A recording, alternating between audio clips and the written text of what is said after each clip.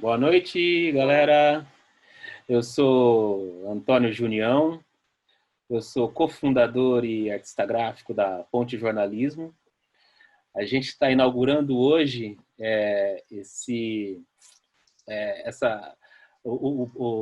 as lives da Ponte aqui no Facebook, né, testando novos formatos. Porque assim, né, já que a plataforma está aí, vamos experimentar e vamos ver o que a gente consegue tirar de positivo disso, né? E o nosso convidado hoje é o Ale Santos, né? Ale Santos é escritor, né? Depois ele vai se apresentar melhor e é o novo colunista da Ponte Jornalismo. Ele já publicou, a primeira coluna foi mês passado, a segunda coluna ele publicou ontem, né? E a gente vai falar um pouco sobre a carreira do Alê, o trabalho dele, as colunas, né? De onde saem as colunas, de onde saem as ideias, o porquê, é, o porquê, porquê as escolhas do tema, né? Então esse é o objetivo da live de hoje. Para quem não conhece a Ponte ou conhece pouco a Ponte Jornalismo é um canal de notícias com foco em direitos humanos, justiça e segurança pública, onde o nosso foco está em cima de denunciar as violências cometidas pelo Estado, né, dentro desses temas que eu falei, né, de justiça, direitos humanos e segurança pública, e os desdobramentos que esses temas têm, né, que encarceramento em massa, denúncia sobre racismo, violência de gênero, de classe, denunciar prisões sem prova. E dentro disso também é lógico que a gente fala muito da parte da população mais vitimada por esse tipo de violência, que a gente fala muito sobre essa violência que acontece principalmente nas periferias, né? Que quem sofre muito com isso é a população preta, pobre, a população indígena, né? Dentro das metrópoles e nas áreas ao redor. Então nossa produção é em cima desses temas e também a nossa ideia é ampliar a voz dessas pessoas que não tem espaço para falar sobre as violências que sofrem e também não tem espaço para falar sobre a produção de conhecimento que essas pessoas têm. Porque, por exemplo, periferia não é só dor, não é, não é só espaço de sofrimento, tem muita produção de conhecimento também. Então, nesse sentido, a ponte atua para defender direitos e também para trazer e também para mostrar o tanto de produção que existe. Então a gente escuta muito o movimento social, a gente escuta o movimento religioso, escuta os evangélicos, escuta o povo de Candomblé, ou seja, a gente escuta todo mundo que tem coisas para falar e não tem espaço no cenário atual de informação que a gente tem. Por isso que é ponte, né? A gente atravessa realidades, a gente não fica aqui só no centro expandido, a gente vai em todos os lugares e estabelece conversa entre os territórios, né? E nesse mundo de conversas e interações, a gente resolveu também que precisava trazer mais gente para falar junto com a gente, né? Então, a vinda do Ale Santos para a Ponte, esse convite feito para o Ale Santos foi para tornar essa conversa mais ampla, conversar com outros públicos e trazer novas ideias, né? E experimentar, às vezes, coisas que a gente dentro da redação ou não tinha tempo, ou às vezes faltava até um pouco de conhecimento mesmo para publicar e para levantar o debate. Então, essa é uma mini apresentação, porque assim, a gente quer mesmo escutar o Ale Santos falando, né? E, então, vamos lá, Ale. Eu falei um pouquinho, mas assim, é legal você se apresentar. Quem que é Ale Santos? Formação? Fala, Juniel. Cara, é um prazer estar aqui com vocês, com a audiência da Ponte toda. Assim, é um prazer para mim estar entrando como colunista nesse jornal. Assim, vocês têm uma imagem muito combativa, uma imagem muito séria no jornalismo mesmo. Então, poder entrar no time assim como colunista, isso sem dúvida é um prazer imenso e reforça muito a minha visão do que eu quero também que é contribuir com o debate público, contribuir com o debate trazendo informações, trazendo pesquisa. Eu sou um cara que nasce em Cruzeiro, que é a divisa com Minas Gerais, então as pessoas estão sacando aqui o meu sotaque caipira, eu costumo dizer que eu sou negro caipira mesmo, que eu sou aqui do interior. E atualmente eu moro em Guaratinguetá, aqui em São Paulo, aqui no interior também, que é um pouco mais próximo à capital, né? E fui cotista, tenho orgulho imenso de ser cotista, assim, de ter estudado publicidade e propaganda, então um pouco do meu traquejo com as redes sociais, com as mídias digitais, vem por conta de eu ter estudado publicidade e propaganda, ter trabalhado muito com social media.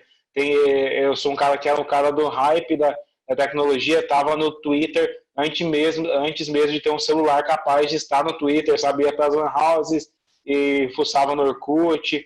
Então, eu sou um cara que tenta ter esse hype bastante tecnologia e usar a tecnologia como uma ponte para a capital, né? A gente sabe daquele interior que ou você muda para a capital para ser relevante no debate público, ou você usa o Twitter, o Facebook, blog, essas coisas assim para fazer isso acontecer. Também para pesquisar muito, né? Porque a minha geração talvez tenha sido a última, tenho 33 anos, que lia a enciclopédia, né? Lembra das enciclopédias? Sim. Quando eu vi a internet, a gente tinha acesso a Encarta, aquelas enciclopédias digitais, aquilo foi, caramba, eu preciso pesquisar, eu preciso expandir, usar isso como forma de pesquisa e como forma de entender mais o mundo. Então, eu comecei a ser um pesquisador muito autodidata na internet por conta disso, né? E essas minhas pesquisas levaram a publicar no Twitter, uns 2 anos atrás, histórias narrativas do povo negro que renderam aí bastante seguidores, tem hoje 136 mil seguidores no Twitter, 60 mil no Instagram e 25 mil no Facebook. Então, tudo isso eu consegui contando histórias, criando meus blogs, escrevendo, e aí, por conta disso, chamei a atenção de outros veículos, né? Acabei escrevendo para o Intercept Brasil também, acabei escrevendo para a revista Super Interessante, para a Vice Brasil, e agora estou aqui com vocês, produzindo muitas coisas. Eu sou autor do livro Rastro de Resistência, que é aqui meu livro, Histórias de Luta e Liberdade do Povo Negro, que é um livro que eu conto muito histórias que eu acabei pesquisando que podem parecer inéditas para uma grande parte da população, do líder quilombola como Benedito Meia Légua, Zacim Bagaba, histórias também que às vezes tem um pouco de dor, porque como você disse, o povo negro ele tem bastante dor, mas também tem bastante superação, então tem esses dois tipos de história no meu livro. E é um livro que tem a orelha escrita pelo Emicida, que ontem ele estava lá no Roda Viva, e é um grande parceiro, um cara que me deu esse prazer de ter o nome dele no meu livro também. E é isso. Ah, legal. E fala uma coisa para mim, Ale. Qual que é a sua ligação assim com o tema de direitos humanos? Porque, por exemplo, existe né, o povo negro costuma dizer assim que a gente não escolhe ser ativista, né? A gente precisa ser ativista porque senão a gente não consegue sobreviver, né? Se a gente não lutar pela nossa sobrevivência, a gente consegue sobreviver. Como é que é essa questão de direitos humanos para você? Como é que é essa questão de falar de movimento negro? Como é que é essa relação sua com toda a causa?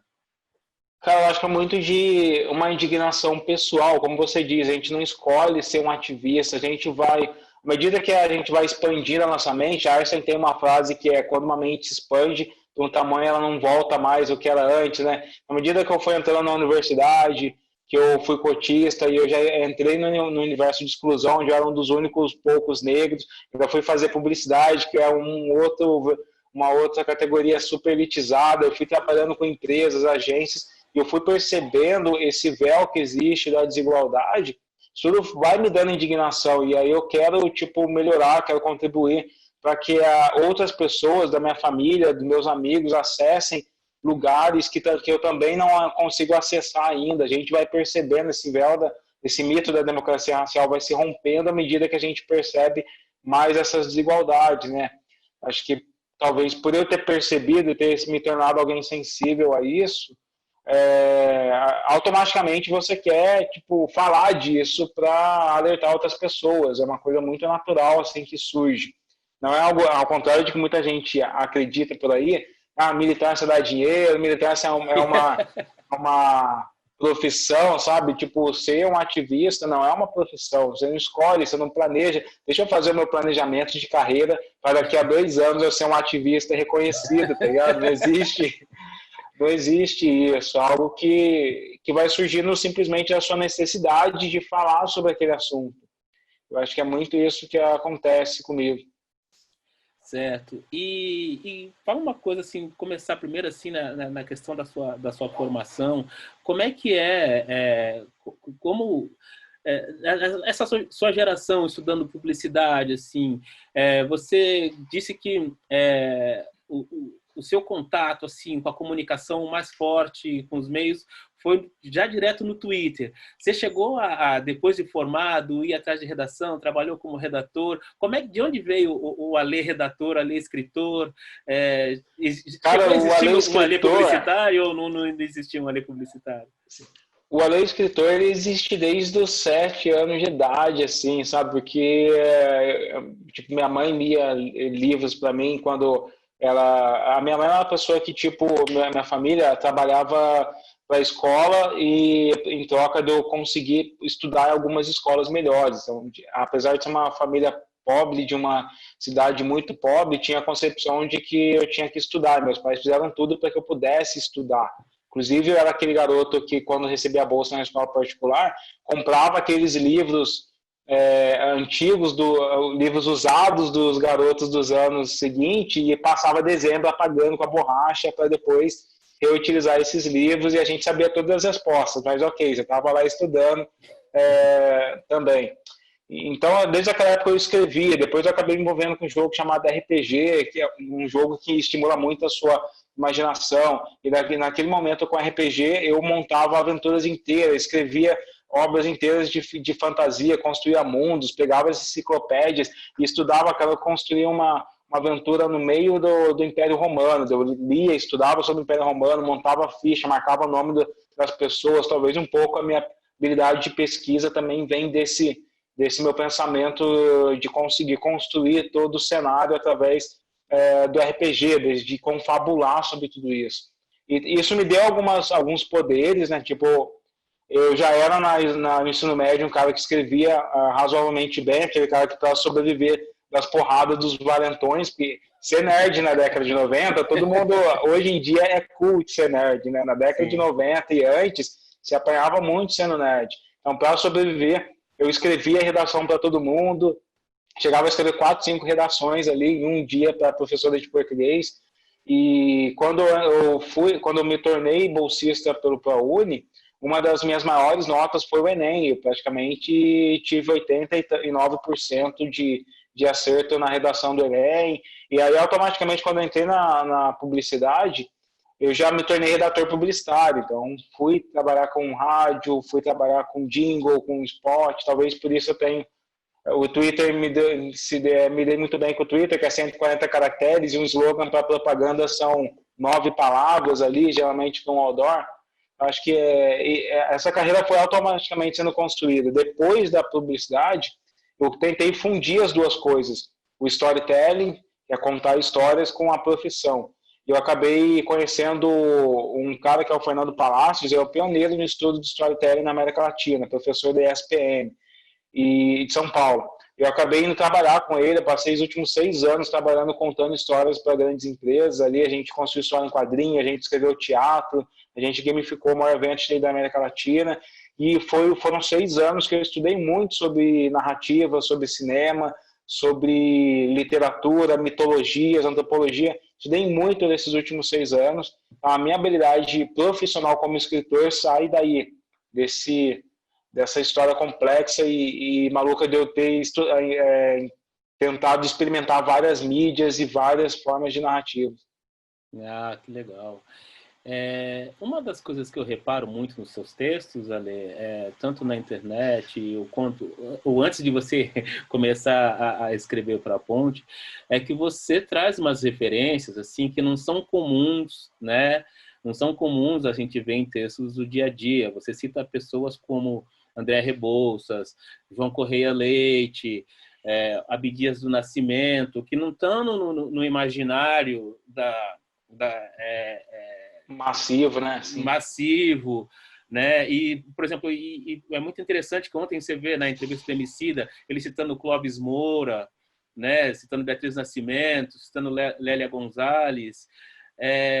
Você vê que esses nomes eles estão mais fortes hoje, né? E isso para você assim é uma busca nossa assim de buscar e mostrar nossas referências, coisas que, por exemplo, quando a gente era criança, a gente não tinha tanta referência, a gente não se via nos livros, a gente não se via na TV, na mídia. Às vezes, até hoje, assim, você vê que a gente se vê muito pouco, assim, mas antigamente era muito pior. Então, trazer esses nomes tem esse resgate, tem essa trazer de novo essa força. Nossa, o que você acha? Tem uma frase africana que diz assim: até que os leões tenham seus próprios historiadores, as histórias de caça vão ovacionar os caçadores. Ou seja, enquanto a gente não tinha poder de estar aqui numa live do Facebook falando para dezenas de pessoas, enquanto pessoas negras não tinham tinha essa possibilidade de estar no Twitter falando para 136 mil pessoas como eu tenho, a gente só tinha as mesmas pessoas de sempre ocupando esses espaços. A gente sabe que a mídia brasileira, principalmente o jornalismo brasileiro, eles passou durante um bom tempo nas mãos das elites, né? Fica sempre na mão das mesmas pessoas que tinham que fazer aquelas negociações com o governo para concessões. E aí você tem redações que ainda tem 95% de pessoas brancas aqui no Brasil. Folha de São Paulo é assim, 95% dos colunistas lá são brancos. Então, o que a gente vê hoje é essa mentalidade de intelectuais negros que estão surgindo em todos os cantos, assumindo as suas narrativas de leões. E é muito automático, muito natural que quando eu vá pesquisar, quando eu quero construir o meu ideal de ego, eu busque outras pessoas negras para me referenciar, como o Emicida faz. Porque é uma coisa automática, é um espelho, eles são espelhos, eles falam sobre a nossa vida, né? Então, quando eu vou pesquisar e eu encontro o Abdias Nascimento, eu falo, caramba, ele está falando sobre mim. Deixa eu ver quem ele citou. Ele citou Florestan Fernandes. Florestan Fernandes também citou Lélia Gonzalez, citou Virginia Bicudo. É automático, você vai indo atrás daquilo que constrói o seu ideal de ego. O que muda das décadas passadas para agora é que as décadas passadas, todo aquele movimento como o MNU, que se reuniu ali naquela escadaria das universidades de São Paulo, era o sonho para eles poder falar com 1 milhão de pessoas, que é o que alguns influenciadores e algumas pessoas negras hoje podem falar, como a Maju Coutinho, fala com milhões de pessoas ali na frente de um jornal influente. Então, hoje a gente, com a internet, consegue falar muito mais fácil com dezenas de algumas pessoas que aqueles líderes das décadas passadas não conseguiam falar. Então, acho que é muito isso. Hoje a gente tem essa possibilidade de descentralizar a informação, de tirar um pouco da mão só das elites, da gente poder construir o nosso conhecimento independente, de eu poder falar os que eu quiser no meu podcast e poder ter a minha audiência sem precisar ter que esse podcast tenha uma audiência de uma rádio tradicional, de uma pessoa que já tenha dinheiro para ter a estrutura completa para montar a sua rádio, para montar o seu canal de televisão. E a gente tem hoje essa construção, a reconstrução do imaginário, essa reconexão do imaginário. A gente vê essas novas lideranças negras criando pontes entre os intelectuais do passado com a população geral.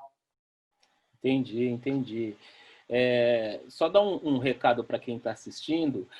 A gente está conversando aqui, eu e a Lê, é um bate-papo, mas vocês podem participar também, viu? É só entrar no chat do Facebook ali, deixar sua pergunta, e logo mais a gente começa a ler aqui também para trazer o público para a conversa, né? Pode entrar lá no chat e deixar a pergunta, que daqui a pouco a gente chega lá e começa a colocar vocês na conversa também. Eu queria pegar um gancho, Ale, você falou nessa questão ligada ao imaginário, né, cara? O imaginário o imaginário me lembra sempre assim essa questão de como essa sociedade é construída, de como esse país nosso é construído e como as pessoas, os grupos sociais que vivem dentro dessa sociedade, eles são construídos, né? E nesse último artigo na Ponte que você publicou, você fala muito sobre essa questão do imaginário construído em cima da pessoa negra, em cima dos não brancos, né? Tem um trechinho aqui que eu recortei, onde você diz que o racismo não estaria tão difundido na sociedade sem apoio de todos os veículos de comunicação. Ou seja, para você, assim, os veículos de comunicação, eles também são parte construtora desse imaginário que a gente tem até hoje, que, por exemplo, o negro é sempre visto como bandido, o indígena é sempre visto como uma pessoa que não trabalha. Fala um pouco disso para nós. Sim, sem dúvida, Junião. Olha só, a maior parte, até a década de 50, uma grande parte da população brasileira era analfabeta, não estava na escola, não aprendia a ler. Então, ele não tinha acesso aos médicos construindo aquelas teorias de inferioridade do negro, ele não tinha acesso ao Quinina Rodrigues, que era o psiquiatra que criou, praticamente fundamentou a criminologia brasileira, falava que o negro era imoral. Então, assim, esses estudos, esse movimento eugenista da década de 30, que acontecia nas universidades, não impactava a população brasileira através da literatura médica que eles construíam, né? Então, o que carregava para essa população esses estereótipos? Quem ensinava para a população que era analfabeta e quem até hoje, quando você pega uma população brasileira que tem dificuldade de leitura e que só lê 3 livros por ano, a média de leitura brasileira, quem está levando para eles esses estereótipos e esses ideais eurocêntricos ou ideais de inferioridade negra? É a televisão, é o rádio, é o cinema. Então, Hollywood o cinema teve um impacto muito grande nos Estados Unidos na propagação do racismo. A gente tem o caso, eu citei aí no artigo, do Nascimento de uma Nação, que é um filme que praticamente impulsionou o renascimento, o ressurgimento da Ku Klux Klan, ali depois de 1915, quando a Klan voltou com tudo. Ela tinha sido praticamente abolida dos Estados Unidos, mas depois do nascimento desse filme, o ideal de nacionalismo branco incendiou os Estados Unidos. Então, o cinema, a música, a literatura e praticamente todo o entretenimento, eles que são o entretenimento popular, eles que são um ponto de contato mais fácil acesso para as populações pretas periféricas, populações que não são literários, que não estão lendo filosofia, que não estão lendo medicina, estão se conectando com a cultura do entretenimento, né? E aí, quando você tem uma televisão que carrega estereótipos, que carrega uma noção falsa de historiografia, que carrega princípios, esses princípios acabam sendo absorvidos por todo mundo. Aqui no Brasil tem um caso que acontece e que é importante a gente dizer que, por exemplo, a Record, ela faz várias novelas ali sobre o Egito, e ela parece que esquece de falar para todo mundo que o Egito é na África, né? Porque você vê atores italianos ali naquela novela, e existe uma palavra que é whitewash para isso, né? Que é tipo, eu vou limpar a raça e etnia das pessoas e vou deixar elas brancas.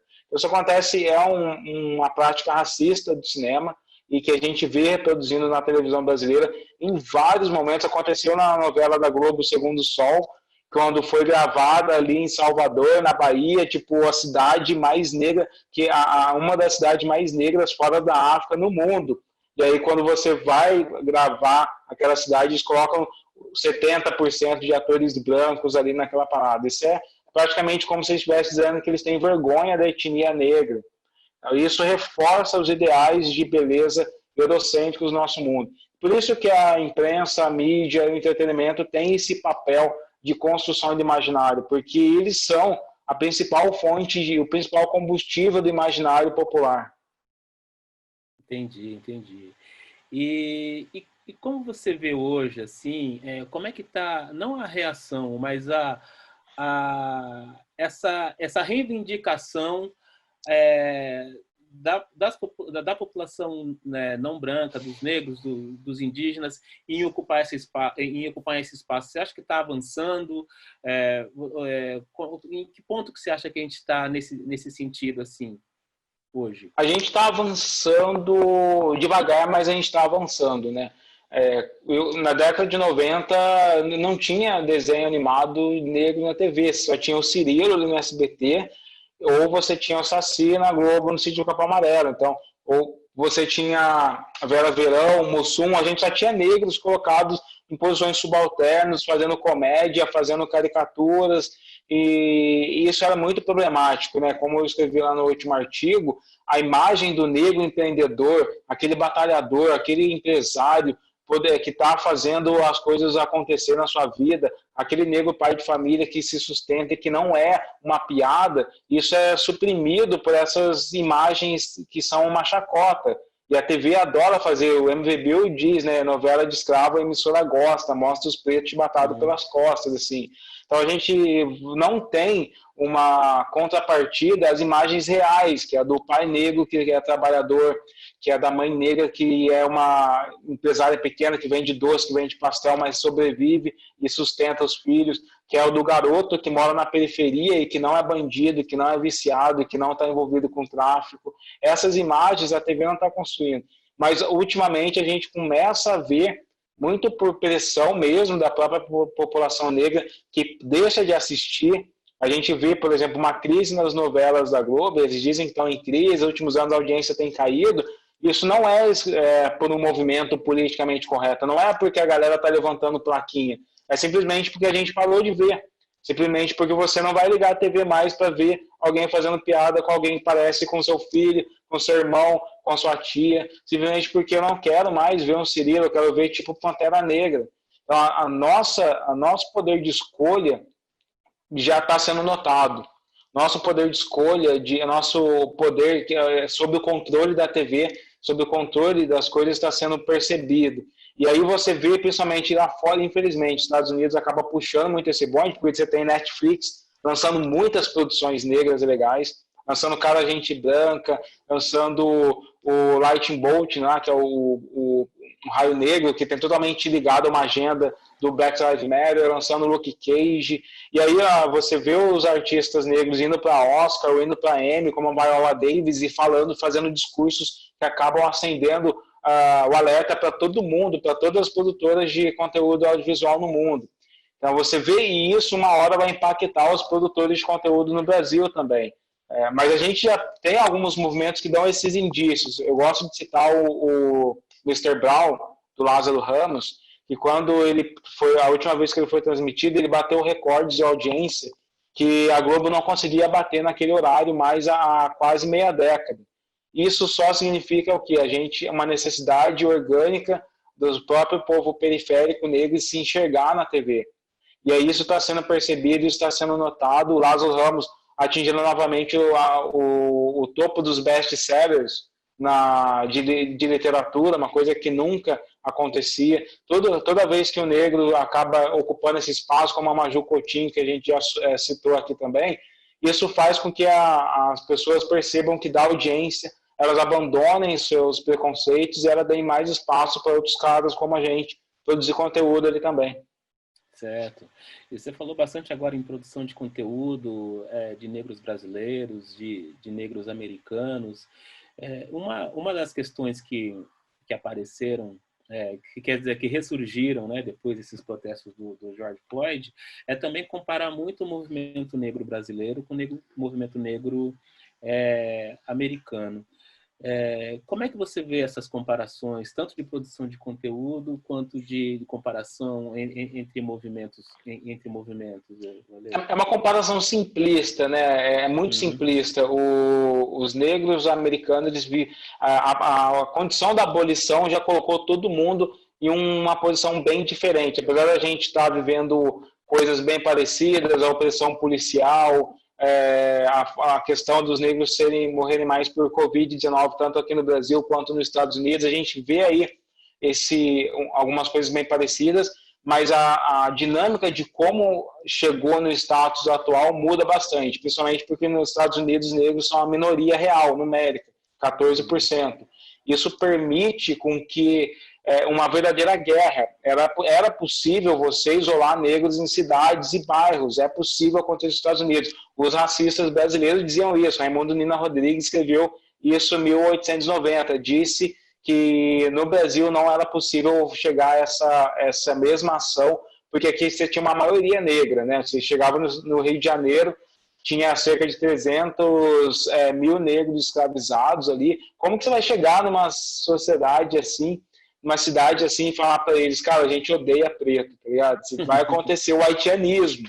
É importante a gente lembrar que o medo do haitianismo, desse colapso da sociedade branca, sempre permeou a fundação da República, a abolição, até os movimentos eugenistas brasileiros.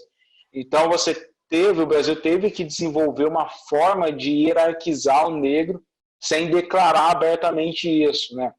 Então, é diferente, e a gente também tem no Brasil, até mesmo por essa questão numérica, realidades negras distintas. Nós não somos um povo, não existe uma realidade negra brasileira. Existem várias realidades negras brasileiras. A realidade da capital, das capitais, Rio de Janeiro e São Paulo, a realidade negra do interior aqui de São Paulo, do Vale do Paraíba, a realidade negra do Amazonas, a realidade negra de Goiás, a realidade negra do Ceará, de Mato Grosso, sabe? São muitas realidades distintas e então a gente tem naturalmente uma dificuldade ou eu acho que nem tem essa necessidade de ter uma conexão de uma única realidade para o Brasil todo. Isso é muito complexo porque a gente é muito grande, é muito variado. A gente tem uma questão de miscigenação muito forte também, que também coloca uma outra camada da diversidade negra brasileira. Então, acho que a gente precisa entender o Brasil e a negritude brasileira com os próprios pressupostos históricos e os próprios fatos históricos do nosso país. Entendi. Numa entrevista para a Ponte, a pesquisadora Marina Reis, que ela é brasileira, que está na Universidade de Califórnia, eu conversei com ela para fazer uma matéria, inclusive, sobre os protestos aqui, os protestos lá. Ela falou na entrevista, ela disse que uma das principais diferenças entre os movimentos, as manifestações negras aqui e nos Estados Unidos, era a participação dos brancos no protesto. Ela dizia que lá o branco ele se coloca na frente mesmo, entendeu? Na proteção do movimento negro, e que aqui o branco ainda não entendeu, ele não entendeu o que é ser antirracista ainda. Ele acha que ele é aquele antirracista de sofá ainda. O que você acha desse? É porque o professor Dr. Kabeng Limunanga, ele fala um pouco disso em alguns artigos dele. O branco brasileiro, ele se nega a discutir raça, né? Porque na cabeça dele, discutir raça é o racismo. Então, ele não entende, ele não quer entender o racismo porque ele não quer perceber que existe uma racialização do país. Essa racialização não foi construída nos últimos 10, 50 ou 100 anos, é uma racialização que já vem de séculos ali, criado por vários racistas desde a colonização, e essa racialização impacta na nossa sociedade. Não adianta, o Brasil construiu, né, esse mito da democracia racial, o mito de que está tudo resolvido e que nós somos um povo só. Né? Isso nunca deu certo, nem para os conservadores do passado, isso nunca vai dar certo no nosso país. Nós somos vários povos, várias etnias, nós somos o que o Abdias Nascimento chama de multidemocracia racial, que a gente deveria ser. Então, quando a gente tem uma dificuldade de extrair do branco o seu próprio reconhecimento como uma etnia branca brasileira, ele acredita ainda nesse mito de que está tudo resolvido, somos todos iguais. Ele não precisa se colocar na frente do negro num protesto, porque para ele o problema do negro não é a raça, tá ligado? Então a gente precisa ainda, infelizmente, forçar o debate racial para que esse branco brasileiro se identifique como branco brasileiro, como uma etnia, e para que ele discuta os seus privilégios e que, a partir dali, ele use esses privilégios que ele tem para buscar uma sociedade mais igualitária. Né? Eu vejo que tem algumas coisas que estão acontecendo, estão mudando na nossa sociedade. tem algumas pessoas brancas que se mobilizaram, infelizmente por conta do George Floyd, e muito menos por conta da Agatha, mas aconteceu esse choque, e eu acho que a gente está vivendo nesse momento, nesse ano de 2020, uma pequena mudança de consciência dessas pessoas brancas. Então, talvez elas entenderam que precisam fazer alguma coisa, e a partir daí a gente vai ver nos próximos anos se isso vai passar, se isso foi só um lampejo de consciência, ou se é uma coisa sólida e a gente vai ter mais pessoas brancas na luta antirracista brasileira. Legal, Ali. Então, estão chegando algumas perguntas aqui. Vamos passar elas, né? Para trazer o povo para participar. Olha aqui, ó, a Mônica Nóbrega, ela escreveu assim: a lei dialoga muito bem com o público mais jovem. É consequência do tipo de mensagem que interessa a ele ou é intencional? Como dialogar numa chave antirracista com pessoas mais velhas que passaram a vida fora desse debate e agora se sentem atacadas, ofendidas pelo grito das pessoas negras por direitos? É possível esse diálogo? Acho que são duas perguntas aí, né? Primeiro, como é que é esse diálogo com o público mais jovem, se é intencional, e depois essa questão de como trabalhar com essas pessoas mais velhas que não... Eu não sei dizer se é intencional, sabe? Ano passado eu publiquei um livro de ficção, um conto de ficção, que falava muito sobre encarceramento de massa, era afrofuturismo, e eu fui apresentar esse conto na Flip Hop, que é uma feira popular para younger adult, tipo galera de 16 anos de idade. Me deu um medo muito grande, eu falei, caramba, cara, porque tipo no Twitter eu tô lá falando de coisas sérias, falando de violência, falando de coisas que podem chocar, e será que eu conseguia me conectar e transmitir esses ideais para aquela garotada muito jovem? Só que de repente, do nada, eu percebi que estava todo mundo curtindo meu conto, e até hoje as resenhas que eu recebo são muito bons, e essa garotada jovem percebeu e se conectou muito com a minha mensagem. Talvez é porque a minha escrita ela é muito impactada por coisas que impactam a garotada jovem, como o hip hop. Então sou um cara que bebe muito da forma de pensamento, de punchline, né, como o Coruja diz, do rap. Também sou um cara que sou muito impactado por séries de TV, então assisto muitas séries que são populares, e eu penso na hora de escrever de uma maneira cinematográfica mesmo. Eu tento colocar, e por eu ter estudado muito roteiro de cinema, por eu ter estudado storytelling, talvez a minha construção mental é uma construção mais como se eu estivesse desenhando a história de uma série, assim, para garotada. E eu acho que isso me dá um dinamismo, isso deixa a minha linguagem um pouco mais jovem e acessível. Agora, como falar com a galera mais velha? Cara, eu não sei, eu gostaria de ter essa resposta também. Porque, e talvez a questão é buscar uma compaixão, assim, sabe? Essa é a palavra mesmo. Porque quando a garotada mais jovem e os militantes mais novos no Twitter falam, falam coisas tipo, se você não fez isso, você não é negro de verdade, eles não estão considerando que você tem uma consciência de ser negro no passado que era diferente, que era um pressuposto distinto, que tinha outras condições de opressão. E talvez quando essa galera mais velha ouve ou lê os militantes na internet, no YouTube, discutindo algumas coisas, eles se sentem ofendidos porque eles não pensaram nisso naquele momento, sabe? Tipo, eles não estavam por isso naquele momento. A gente discute muito sobre a consciência de algumas figuras como Pelé, de algumas figuras como algumas pessoas do samba, e a gente não percebe que o que eles viviam era diferente, era outro momento, uma outra opressão, outro pressuposto científico também. A ciência mudou muito nos últimos anos, isso impactou até a visão dos próprios negros sobre si mesmo.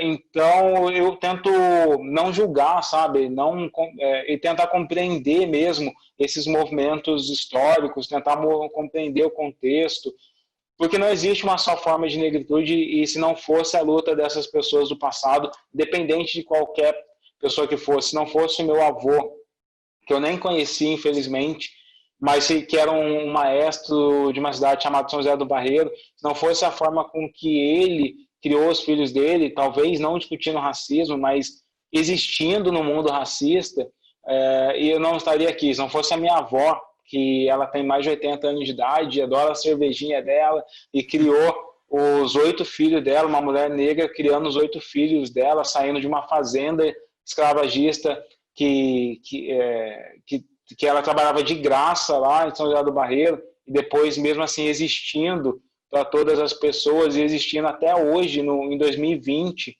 saindo de uma pobreza extrema, assim, sabe? Se não fosse ela, a luta dela, mesmo que eu não discuta intelectualmente racismo, mesmo que eu não vá discutir Lélia Gonzalez e levar todos esses nomes para ela, ela me ensinou de alguma maneira, sabe? Mesmo a minha outra avó, que vem lá de Panelas e ela já tem uma ascendência indígena, a forma com que essas pessoas lutaram foi diferente.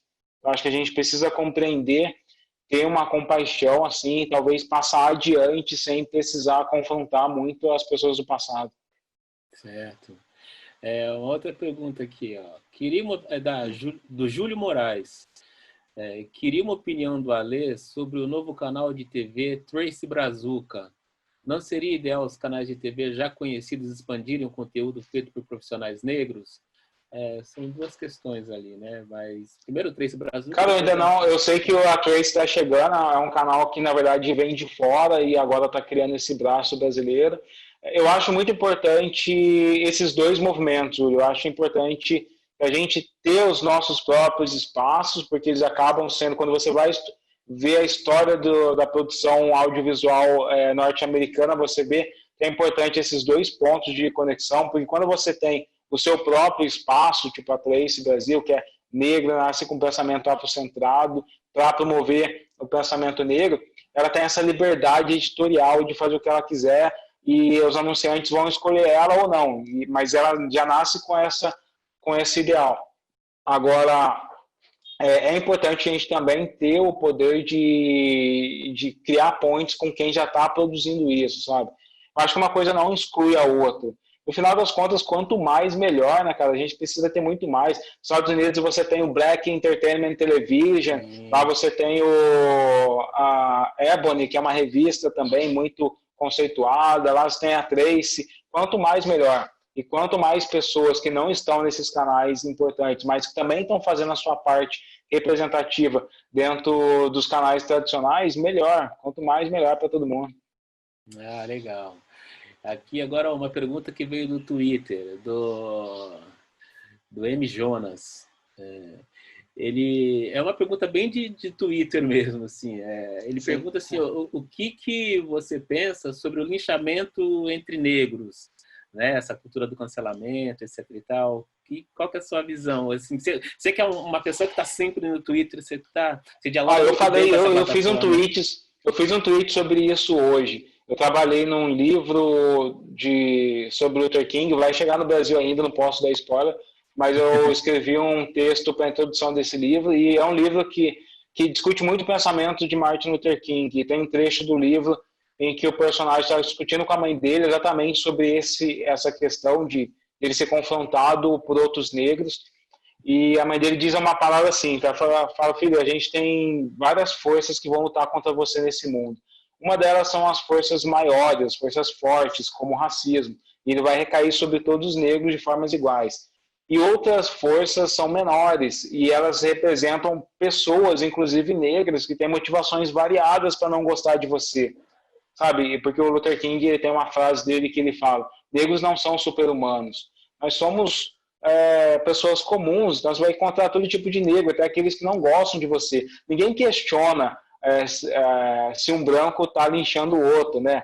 E o que a gente mais vê na televisão ou no jornal é um branco não gostando do outro, no debate político, um candidato atacando o outro. Ninguém fala, nossa, será que esses brancos estão se machucando, estão se linchando? Eu acho até que pensar e colocar essa carga de que os negros devem ter um só comportamento por ser negro é um pressuposto até tipo preconceituoso e um pouco racista, no sentido de querer conectar o comportamento com uma raça, sabe? Nós temos ter consciência que nós somos diversos, que não existe essa unicidade mítica nem na África, e que ocasionalmente a gente vai se esbarrar assim, vai se trombar, como Tupac e Amadou Shakur dizia, nem todo irmão é um irmão. Certo. E vamos agora para a produção de conteúdo, Ale. Você sempre assina, você tem um codinome, Savage Fiction, de Sim. onde vem, de onde vem, e já colocando, já emendando nessa pergunta, a sua ligação com o afrofuturismo, que não é uma coisa de agora, né? Ele Sim. vem, volta, né?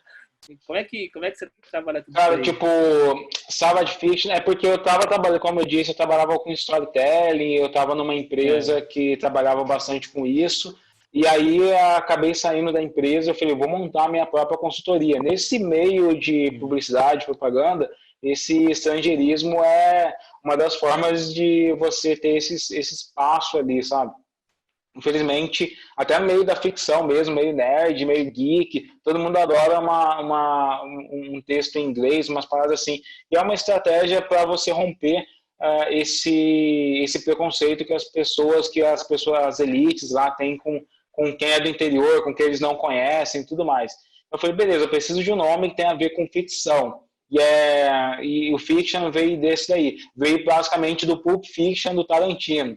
E Pulp Fiction é um conceito, para quem não conhece a história da ficção, tipo ficção não pop, mas ficção barata, né? Porque era o nome de alguns livrinhos que eram escritos num papel muito barato que ele podia distribuir, todo mundo distribuía dentro de uma maneira muito mais acessível para todo mundo. Era o Pulp Fiction. Então, quando eu falei, caramba, eu quero um nome assim, tem que ser sonoro, curto e tem que ser ligado ao Pulp Fiction. Aí eu pensei no Savage, por conta de todo esse contexto de como a galera olhava para esses povos selvagens, chamavam eles de bárbaro mesmo, e eu ser um desses descendentes desses povos selvagens, né, de seus negros, os indígenas, eu queria ressignificar isso como uma coisa poderosa, não como uma coisa primitiva. Então, para mim, foi esse Savage Fiction, né, tipo a ficção daqueles povos que vocês chamavam de selvagens. Ah, legal. E essa relação com o afrofuturismo, porque é um termo que está muito forte agora. E você vê que o afrofuturismo ele não conversa só com o cinema, ele conversa com música, ele conversa com arte. É, tem uma carga muito pop no afrofuturismo que parece meu, pegou assim, pegou de novo, né? Porque já é uma coisa que vem Sim. de novo. E está influenciando muita gente. E é uma coisa assim que parece que coloca o negro ou o não branco a pensar no futuro, né? Coisa que hoje em dia nos é negada até por conta da violência do Estado que a gente sofre, a violência policial que a gente sofre. Como é que você vê essa relação do afrofuturismo como estética, ou movimento pop, ou o movimento de pensar a gente à frente, assim, como forma de existir mesmo? Como que você vê toda essa Eu acho que questão? isso é uma coisa que era muito orgânica em mim, sabe? Pensar em futuro. Por ser nerd, por ser um cara que gostava muito de curiosidades, eu sempre gostei bastante de ciência, né? Quando eu vou investigar o racismo científico, é porque a biologia, a ciência sempre foi uma das minhas curiosidades. E aí chega um momento que naturalmente você vai escrever sobre o que você descobre na ciência, né? Em 2013, eu representei o Brasil numa antologia mundial de ficção científica. Não tinha nada a ver de afrofuturismo. Foi só um texto que eu escrevi para a proposta do concurso. Eu escrevi imaginando o LHC, que é o grande colisor de hadrons, naquela época, que também foi o tema de um livro do Dan Brown. Então, eu já estava imaginando muito ficção científica.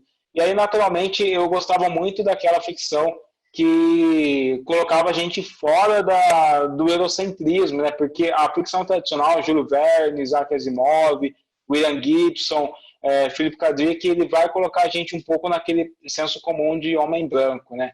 Eu gostava um pouco até mesmo de imaginar a ficção com Sun Ra, eu não sabia que era afrofuturismo, mas o Sun Ra fazia música, afrofuturismo, Outcast fazia um pouco disso, África Bambata era totalmente afrofuturismo, apesar de não receber essa alcunha, Earth, Wind and Fire, né? Tipo, os caras que muito pensavam nisso, Michael Jackson. Então, esse tipo de coisa sempre teve na minha vida de alguma maneira, assim. Até mesmo quando eu ia ver Stargate, era totalmente whitewash, nada a ver com a África, mas só o fato de estar no Egito despertava coisas na minha cabeça. Putz, então podia fazer uma ficção africana e tal.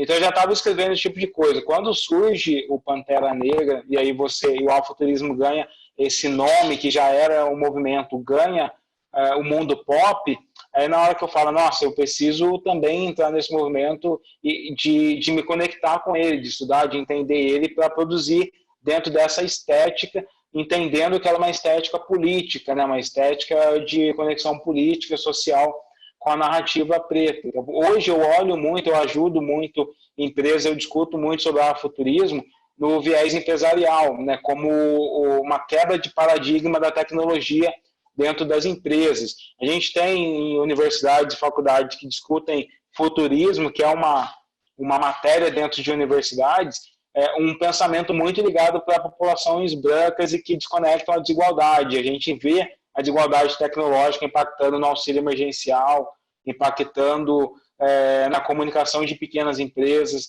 Então, eu também carrego o afrofuturismo como essa quebra de paradigma do pensamento de inovação, de startups e de todo tipo de coisa. Certo. Acho que eu cheguei a dar uma entrevista para a Forbes recentemente sobre isso. Ah, legal. E você está falando bastante sobre novos formatos, né? E você já é uma pessoa que está nas redes sociais, ocupa as redes sociais de um modo bem interessante e um modo próprio um modo que vem das redes mesmo, né? Que começa com as redes sociais. E eu vejo que você também, nessa ocupação desse espaço digital, você trabalha muito com podcast, né, cara? Que é sei lá, uma releitura do rádio. Fala um pouco pra gente como é que é essa... Porque parece que você tem um passado aí junto com o rádio, né? Como é que é? Cara, tipo, eu já tentei fazer vários podcasts no passado, mas com a questão da pandemia e todo mundo fazendo live, eu pensei, nossa, eu preciso criar minha plataforma de comunicação com a galera sem ficar repetindo os assuntos, né? Se eu falar uma coisa numa live e amanhã outra pessoa quiser conversar sobre a mesma coisa, e isso eu gosto de avançar as discussões, tá ligado? Eu gosto de estar sempre falando de coisa nova. Se ocasionalmente a galera vier conversar comigo daqui a 4, 5 meses, eu tenho outros motivos, outras discussões para trazer para as pessoas. E aí eu pensei com esse isolamento, já tinha várias produtoras, já vieram para mim desde as minhas férias, falaram, vamos fazer um podcast. E aí, por conta de estar viajando, palestrando, fazendo vários trabalhos, eu não tinha parado para pensar nisso. Com a pandemia, eu comecei Infiltrados no Cast. Hoje a gente já chegou tipo, a 14 mil ouvintes só no Spotify. A gente bateu 80 mil ouvintes de 80 mil reproduções de todos os 20 episódios uns 4 dias atrás. E eu comecei a produzir, assim, já está no 20º episódio, está muito divertido, já tem um número de apoiadores legais, assim. Eu estou negociando exclusividade do meu podcast com algumas plataformas também, porque parece que a população está querendo ouvir mais podcasts, ele é uma tendência futuro, todo ano dizem que é o ano do podcast, esse ano parece um podcast que é o ano de verdade do podcast, e eu estou produzindo muito isso. Tem alguns projetos que eu não posso ainda falar muito, mas já está sendo negociados ali para trazer ficção também para podcast, porque é uma tendência e eu quero estar, assim, eu gosto muito de estar em várias plataformas. Eu acredito no que a gente chama de transmídia, eu estudo essa transmídia há 10 anos, assim, com storytelling e tudo, que é a gente conectar todo mundo dentro de um universo e usar cada mídia como uma porta ou uma janela para que as pessoas expandam o conhecimento delas sobre um assunto, sabe? E eu acredito muito nisso, eu tenho projetos de trabalhar um livro para o ano que vem, um afrofuturismo.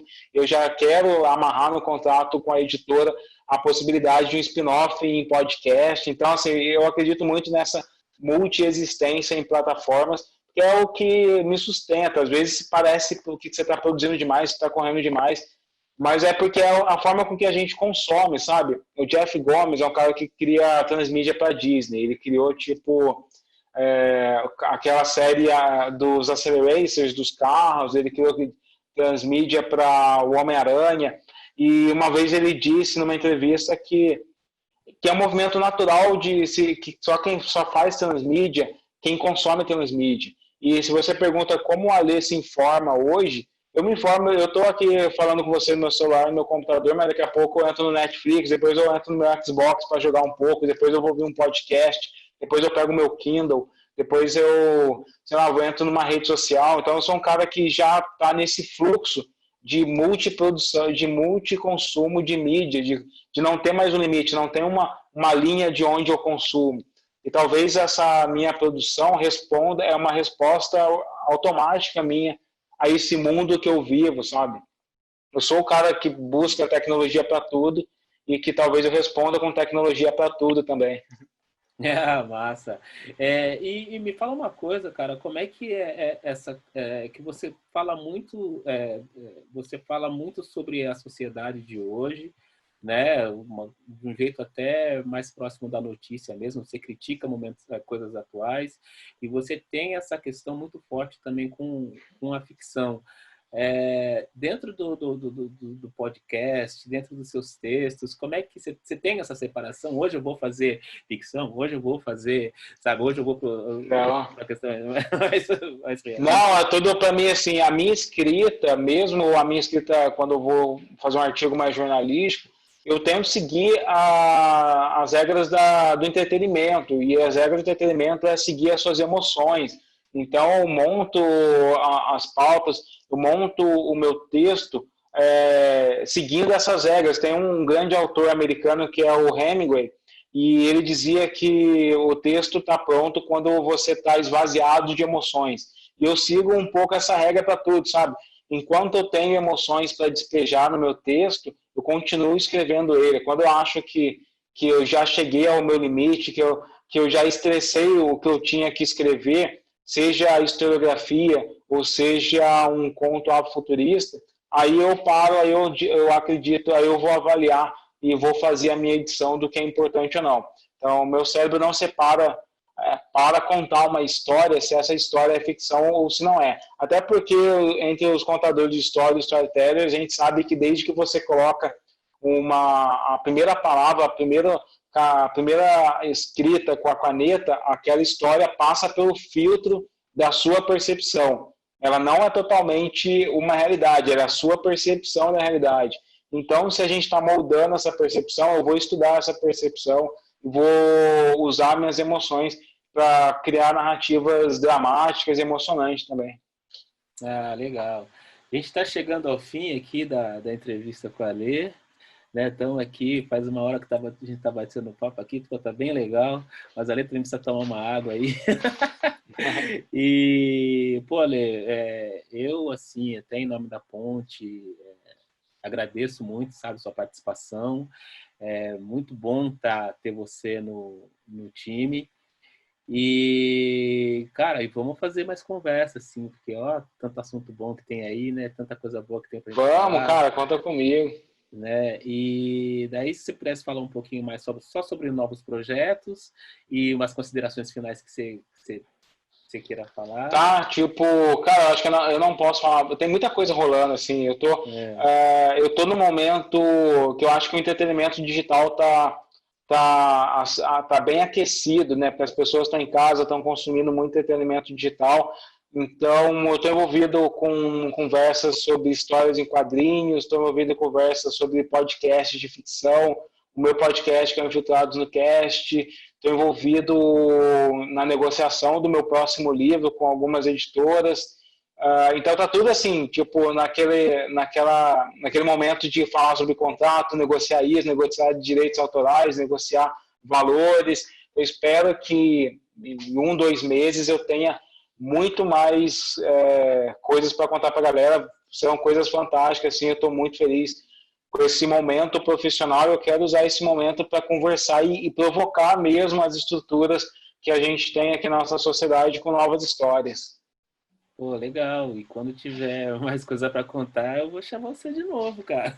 E com certeza. Que É um o papo prazer estar foi aqui com a Ponte. Conta comigo sempre, assim, para a gente trocar essa ideia. Vamos fazer também no IG, também no Instagram, que é bem legal para fazer lá. sim, sim, E é isso, cara.